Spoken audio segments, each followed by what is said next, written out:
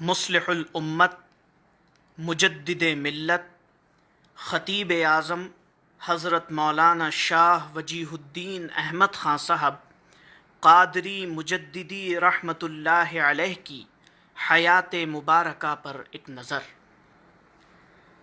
نام اور سلسلہ نسب: وجیہ الدین احمد خان بن عزیز الدین خان بن غلام محی الدین خان بن مہر الدین خان بن خیر الدین خان۔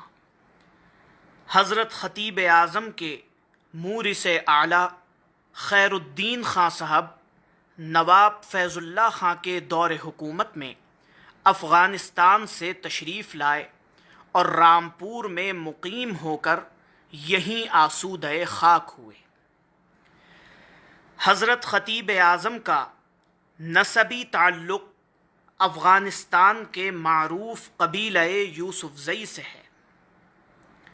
حضرت کی تاریخ ولادت 4 ربیع الاول 1317 ہجری مطابق 13 جولائی 1899 عیسوی بروز جمعرات۔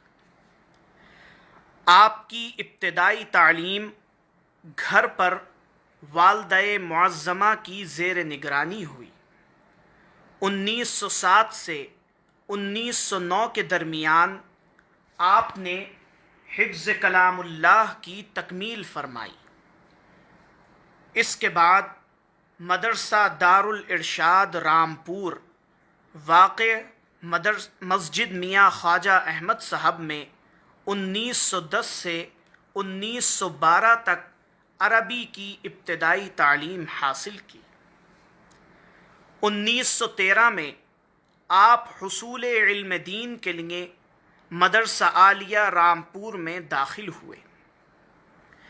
اکتوبر 1921 میں مدرسہ عالیہ رامپور سے علوم دینیہ کی تکمیل و فراغت کے بعد جون 1921 میں دارالعلوم دیوبند تشریف لے گئے اور خاتم المحدثین حضرت علامہ انور شاہ صاحب کشمیری رحمۃ اللہ علیہ کے درس میں شمولیت اختیار کی اور علامہ کشمیری کے ممتاز تلامذہ میں شمار ہو کر مارچ 1922 میں دورہ حدیث شریف کی سند حاصل کی۔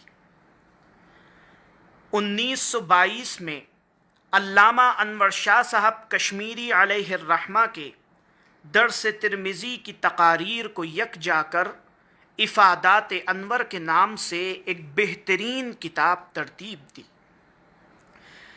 7 ستمبر 1924 میں اپنے چچا استاد گرامی اور پیر و مرشد حضرت قبلہ مولانا شاہ وزیر محمد خان صاحب رحمۃ اللہ علیہ کی بیوہ صاحبزادی سے اولین عقد مسنون ہوا۔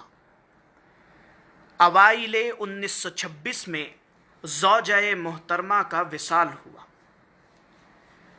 1924 میں اصول حدیث کے فن میں سلیس اردو زبان میں حدیثی اصول کے نام سے ایک کتاب تحریر فرمائی۔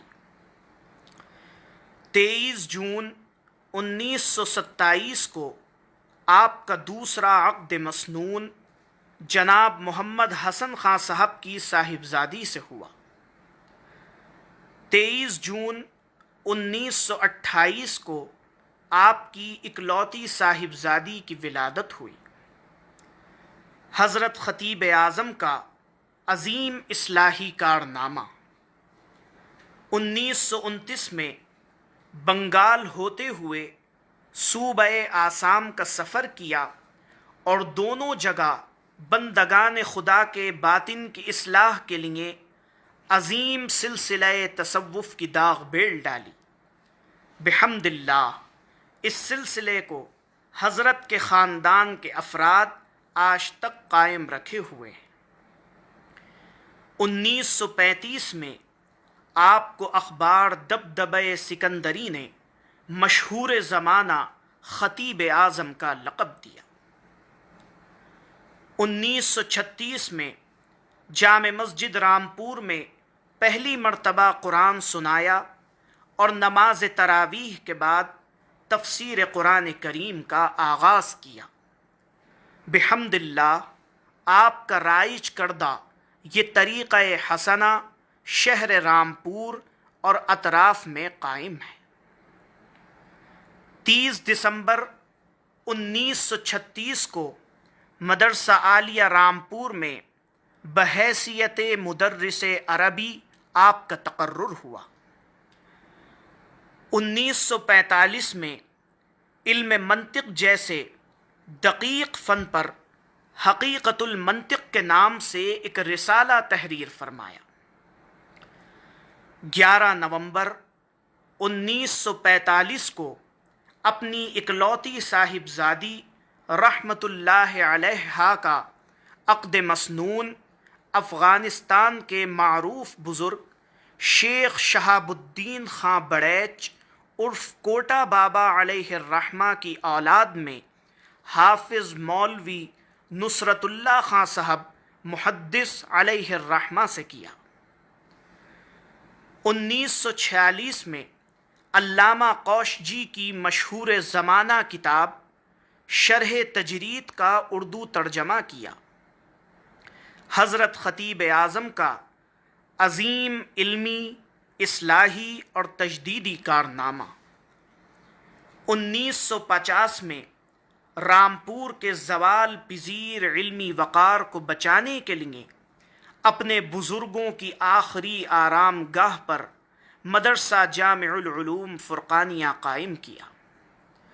1950 میں مدرسہ عالیہ رامپور کے انچارج پرنسپل مقرر ہوئے۔ 1 فروری 1957 کو 21 سال کی خدمات جلیلہ کے بعد مدرسہ عالیہ رامپور سے ریٹائر ہوئے۔ 16 ستمبر 1965 کو ہند و پاک کی جنگ کے نازک حالات میں قلعہ معلیٰ رامپور کے میدان میں وہ یادگار تقریر کی جس سے متاثر ہو کر مسلم اور غیر مسلم آپ کو اپنا مخلص رہنما سمجھنے لگے اور آپ کی حق گوئی اور قابلیت کے قائل ہو گئے۔ 1968 میں اصول تفسیر کے موضوع پر تفسیری اصول کے نام سے ایک شاندار کتاب تصنیف فرمائی۔ حضرت خطیب اعظم کا میدان تصوف کا عظیم کارنامہ۔ 1981 میں دقیق و طویل مسائل تصوف کو حل کیا اور اس کا آسان اردو زبان میں ترجمہ کر کے فیوزات وزیریہ کے نام سے ایک کتاب تصنیف فرمائی۔ حضرت خطیب اعظم کا عظیم ترین علمی کارنامہ۔ 1985 میں علماء رامپور کے نظریے کے مطابق علم العقائد کے طویل اور مشکل مسائل کو نہایت علمی اور مہذب انداز میں پیش کرتے ہوئے مسلک ارباب حق نامی مشہور زمانہ کتاب تصنیف فرمائی۔ حضرت والا کی اس علمی کاوش کی بدولت بر صغیر کے بہت سے اہل علم و دانش نے افراط و تفریط کا راستہ چھوڑ کر راہ اعتدال اختیار کی۔ حضرت مصلح الامت کی حیات مبارکہ کے تجدیدی کارنامے۔ 1922 میں تعزیہ داری کی مصیبت میں گرفتار لوگوں کی اصلاح کے لیے 10 محرم الحرام کی صبح میں جلسہ ذکر شہادت کا رواج دیا۔ آپ کے اس طریقے سے عوام تعزیہ داری کی بیجا رسم سے محفوظ ہو گئے۔ رامپور میں انتقال کے موقع پر عوام رنج و الم کے عالم میں آہ و بکا میں مبتلا رہتے تھے۔ حضرت مصلح الامت نے اس موقع پر قرآن خوانی کے طریقے کو فروغ دیا تاکہ اہل خاندان کی توجہ نوحہ خوانی سے ہٹ کر یاد الہی کی طرف مبذول ہو جائے۔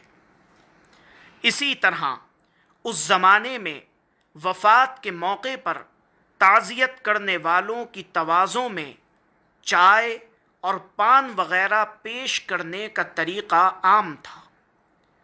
حضرت والا شان نے اس طریقے کو ختم کرایا تاکہ لوگ فضول خرچی سے محفوظ رہ سکیں۔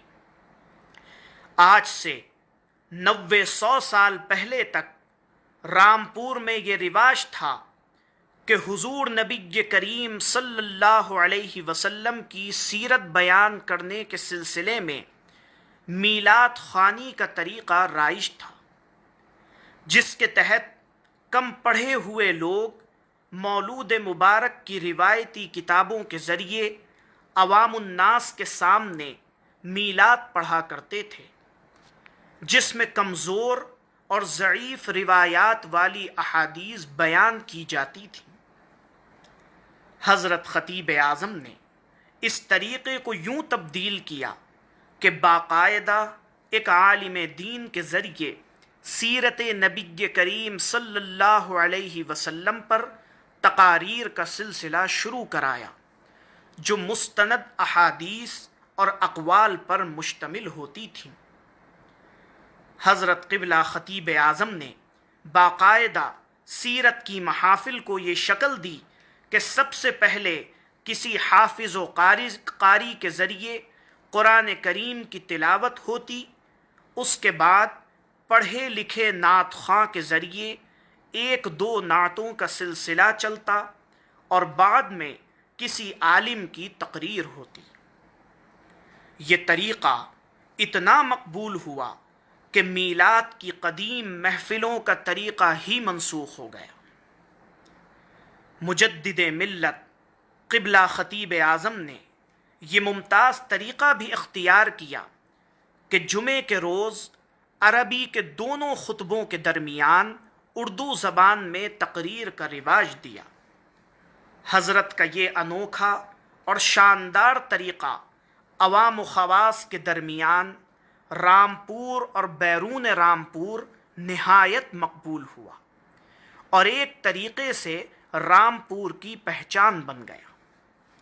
اسی طرح اس زمانے میں علماء کرام نکاح کی محفلوں میں صرف خطبہ نکاح پر اختصار کرتے تھے۔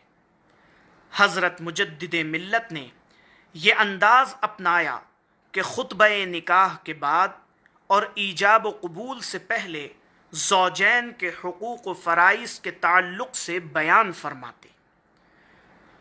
اس زمانے میں مسلم سماج میں یہ بھی ایک غیر مہذب طریقہ رائج تھا کہ نکاح اور جنازوں کے اوقات کا تعین نہیں کیا جاتا تھا۔ سماج میں عام رواج یہ تھا کہ وقت طے کچھ کیا اور نکاح و نماز جنازہ اپنی سہولت کے اعتبار سے کسی دوسرے وقت میں انجام دے لیا۔ حضرت نے اس غیر شائستہ طریقے کی پرزور مذمت کی اور مسلسل اپنے وعظ و نصیحت کے ذریعے اس غیر سنجیدہ طریقے کو ختم کیا۔ حضرت والا نے رمضان المبارک میں اپنی رہائش گاہ کی مسجد میں قرآن کریم مکمل ہونے کے بعد نماز تراویح میں 5 روزہ قرآن اس مقصد سے شروع کیا کہ جن حضرات کا قرآن سفر، بیماری یا دیگر کسی وجہ سے چھوٹ گیا وہ ان 5 روز میں اپنے قرآن کریم کی تکمیل کر لیں۔ حضرت نے بعد ازاں یہ پنشبہ جامع مسجد رامپور میں منتقل کر دیا۔ آپ کا یہ طریقہ ایسا مقبول ہوا کہ رامپور میں لوگوں نے اپنے اپنے محلے کی مسجدوں میں اس کو خوب رواج دیا۔ آسمان علم و معرفت کا یہ آفتاب 25 جون 1987 مطابق 28 شوال المکرم 1407 بروز جمعرات غروب ہو گیا۔ بقول شاعر، سورج ہوں زندگی کی رمق چھوڑ جاؤں گا، گر ڈوب بھی گیا تو شفق چھوڑ جاؤں گا۔ خاندان خطیب اعظم حضرت خطیب اعظم کی اکلوتی اور اپنے وقت کی نہایت عابدہ اور زاہدہ صاحبزادی محترمہ نور اللہ مرقدہا سے 2 صاحبزادیاں اور 4 لائق و فائق صاحبزادے ہوئے۔ مولانا وجاہت اللہ خان صاحب قادری وجیہی علیہ الرحمہ، سابق صدر انتظامیہ کمیٹی جامع مسجد رامپور اور ایڈیٹر ماہنامہ ضیاء وجی۔ حضرت مولانا محمد مظاہر اللہ خان صاحب قادری وجیہی علیہ الرحمۃ والرضوان، سابق امام جامع مسجد رامپور اور قبلہ خطیب اعظم کے صلبی روحانی جانشین۔